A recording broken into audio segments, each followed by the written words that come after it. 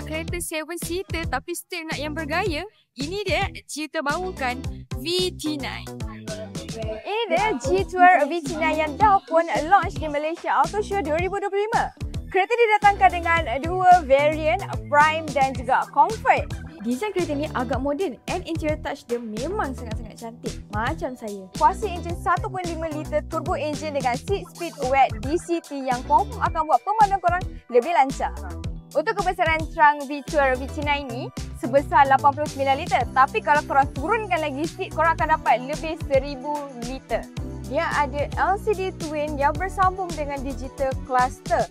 And dia ada juga voice command. Kerusi dia semua fully leather. Sunroof dia pun memang cukup besar and best lah untuk selfie. Lighting memang on. Ini pula untuk bahagian belakang G-Tour VT9 ni. Boleh tengok dia punya headroom banyak lagi space. Dan juga legroom dia pun banyak lagi space. And kawasan tapak bawah ni memang rata and very comfy kalau korang duduk tengah. Nak seri review kereta apa pula lepas ni? Cuba komen.